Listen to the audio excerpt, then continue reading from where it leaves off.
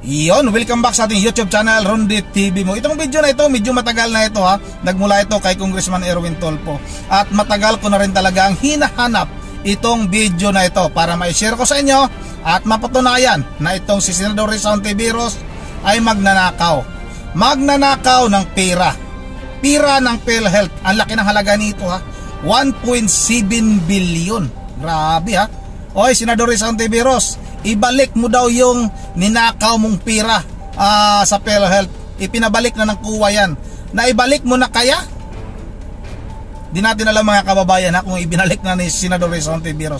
Pero sa tingin ko ay hindi ibinalik ni Senador Risa Hontiveros ang pera ng PhilHealth.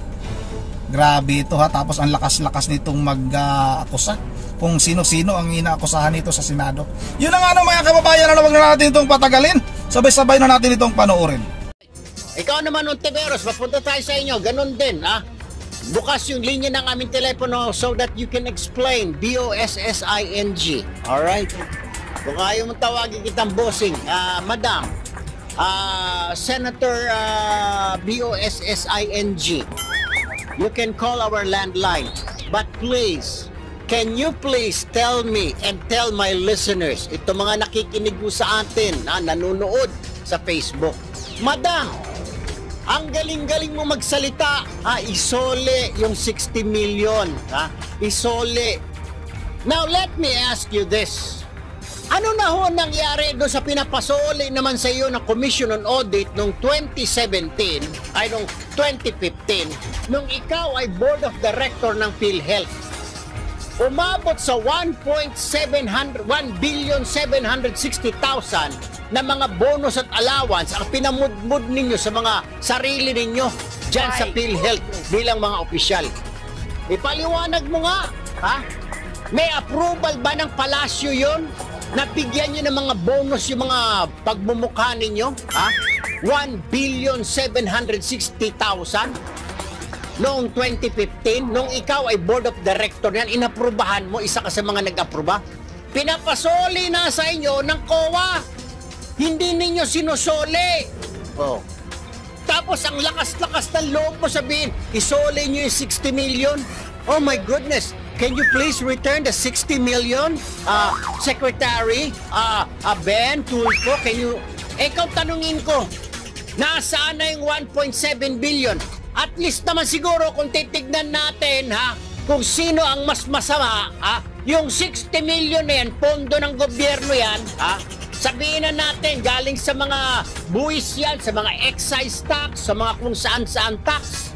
Yung sa'yo na 1.76 billion, kontribusyon yun ng mga miyembro ng PhilHealth, ugok.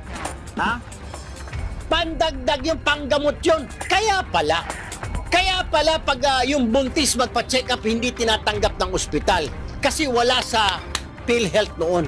Bago lang yan eh. Nung maupo na si Duterte, pwede na yung buntis gamitin yung kanyang PhilHealth para makapagpa-check up. Nung panahon ni Pinoy, bawal. Paano bawal? Paano? Kagaya niya kontribusyon.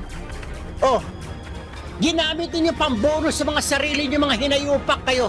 Bibigyan niyo ng ang lalaki na ng sweldo niyo, bibigyan niyo sarili niyo ng mga bonus allowance. Sige, 1 milyon yung mga gago, mga board member. Samantalang mga nagkakandakuba ng mga Miko, mga Maiko, mga Tomas, mga anak nila, pagpa-check up, Diyos ko po, hindi mapa-check up dahil, walang benepisyong mahita sa PhilHealth. Sige nga, Senador Hontiveros, sagutin mo nga, ma'am.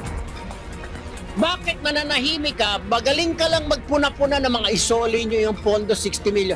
Ikaw ngayon tanungin ko, nasaan na yung 1,760 million na pinamudmud ninyo sa mga sarili ninyo bilang opisyal ng PhilHealth noong 2015? Nasaan na?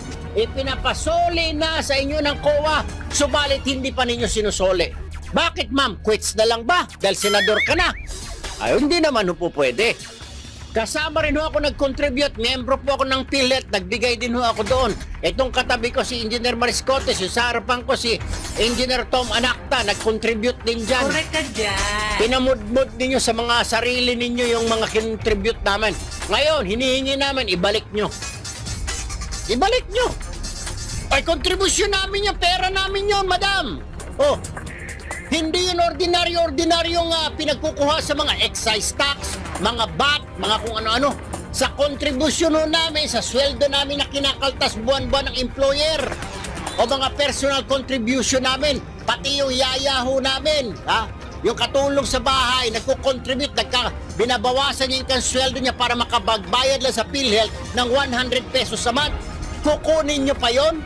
Mahiya ka balat mo! Ang kapal naman ng mukha ninyo. O ngayon, sabihin mo sa akin, sino ang dapat mas mauna magsole? Yung 1.1 billion 760 million o yung 60 million? Ay, yung 60 million talaga namang may papeles, may dokumento. Yung 1 billion, madam, 1.7, may dokumento ba? May papakita nyo ba kung saan pumunta? Magkano ang tinanggap mo? Pwede po ba, Senator Ontiveros, ipakita mo kung magkano kinita mo? Diyos ko po naman, diyan kayo magaling eh. Pumuna kayo ng pumuna, mga demonyo kayo. Pero yung sarili ninyo, hindi ninyo tignan sa salamin. Manalamin muna kayo kung may uling ang mukha nyo. Hindi yung tira kayo ng tira, nagmamagaling kayo, nagmamalinis kayo, akala nyo santo kayo. Mga santong kabayo kayo, mga hinayupak kayo. Ito naman Trillanes, ha? Tumigil ka na nga para ka. Mabuti pa nga yung mga kaibigan ko, mga membro ng LGBT community. May mga isang salita, totoo yung sinasabi. Ikaw, hindi ko alam kung anong community ka, membro kang hinayupak ka. Hindi tatanggapin sa LGBT community yung gago na yan. Siguro sa demonyo community, tatanggapin ka at sinungaling. Ay, di ba, ilang beses sinabi ng Pangulo na sinungaling yung lalaking yan? Sinabi ko raw na nakinabang ako 150,000 a month dyan sa DOT. Ulol! Tinanong mo ako kung magkano ang sinisweldo ko, di sinabi ko 150. Ngayon, sasabihin mo sa interview kanina sa isang istasyon na Dilawan, 150, inamin ni Erwin Tulfo na 150 ang nakinabang siya monthly. Ulol! Nita ngayon, ulol. Sus Mariosep. O ngayon, oy, Ontiveros, oy, Trillanes, antayin ko ang tawag nyo, maski hanggang matapos tayo alas 12. Nakabukas ang linya ng yung telepono. Ano yung mga telepono, Salome? Ito ang pwede niyong tawagan. O kahit kung hindi kayo ang abogado nyo nila, kung natatakot kayo, Trillanes, kung naiihi ka ngayon sa panty mo, ay panty brief. O ikaw, Ontiveros, kung naiipot ka ngayon sa tibak mo, ito, pwede mong tawagan, 924-2620, 920-0437, at 929-0441.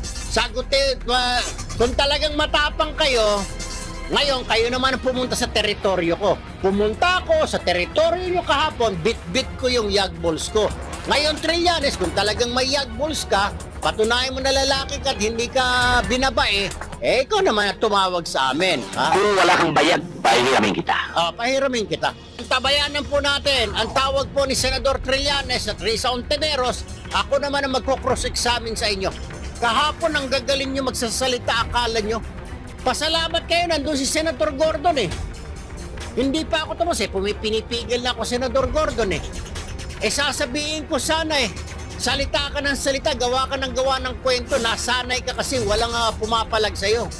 Nasanay itong buang na ito eh. Nung pinagalit-pagalitan, minura-mura niyo si General Angelo Reyes dati, naalala mo, kaya nagpakamatay yung mama. Ganon-ganon na lang, walang respeto.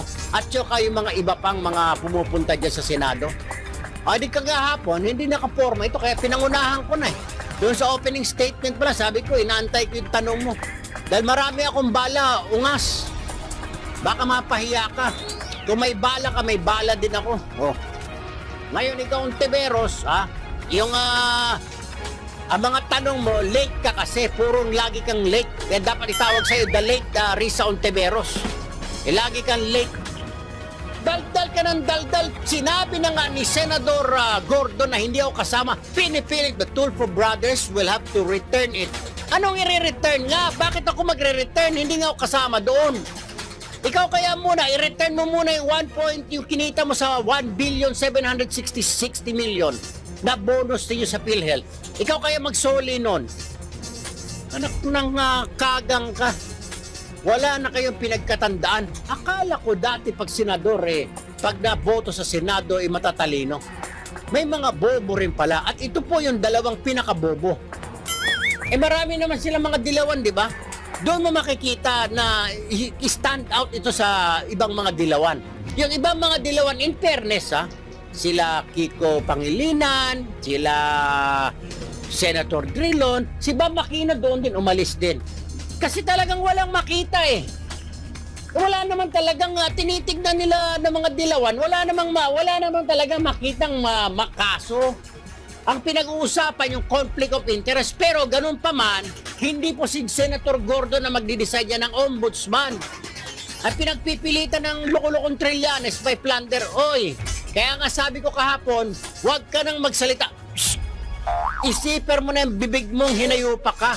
Sampahan mo na lang ng kaso. Total, may kaso naman sa ombudsman. Ba't hindi ka mag-antay? Diyos ko po naman tirada ninyo. Wala namang kinalaman itong dalawa na ito. Hindi ito miyembro ng Blue Ribbon. Hindi sila miyembro.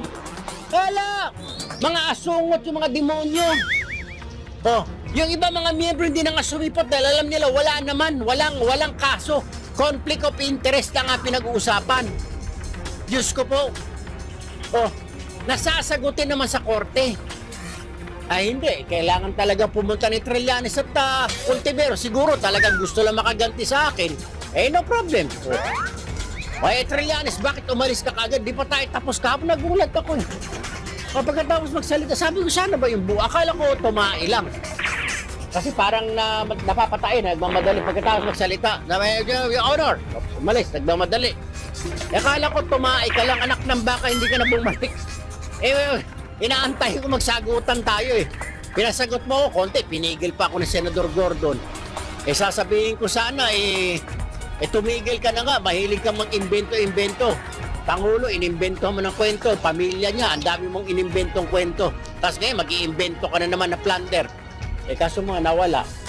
Tumai yata yun kahapon. Siguro napatay. O ikaw naman, Ontiveros, ngaw-ngaw ka ng ngaw-ngaw. Late kang dumating, iha. Late ka dumating, BOSSING. Sana kung maaga-aga ka BOSSING, naintindihan mo. Salita ka ng salita. Mariosep. Naku, bayan, talagang makukonsumisyon ka. Kaya bayan, kaya sa susunod na halalan, iboto po ninyo yung may mga utak at mga matatalinong mga mambabatas para hindi matulad ito sa dalawang itong mga ugok na walang kinalaman. Paulit-ulit ng sinasabi na ito ang batas. Pero itong dalawang ito, pinagpipilitan yung kanilang opinyon na opinyon ng ipis. Walang nagpapakita lamang na mga walang utak, walang laman, sina Senador Trillanes at Risa Ontiveros. Tanging itong dalawang senador lamang na ito bayan ang walang kinalaman sa paggawa ng batas. Kaya dapat lumayas pa kayong dalawa dyan dahil mga wala kayong silbi, ang alam nyo lang gawin, tumira ng tumira at maging source ng fake news. Yun ang mga kababayan, maliwanag pa sa sikat ng araw na itong si Senador Risa Ontiveros ay talagang magaling manghusga. Noon pa ay talagang ganun na ang kanilang birada. Pati si Congressman Erwin Tulfo ay nabiktima nga ng mga ito. May nagpakamatay na nga si dating EEP Chief Angelo Reyes. Di ba? Tapos ngayon naman, ang binabanata naman ito ay itong si Pastor Apollo Kibuloy.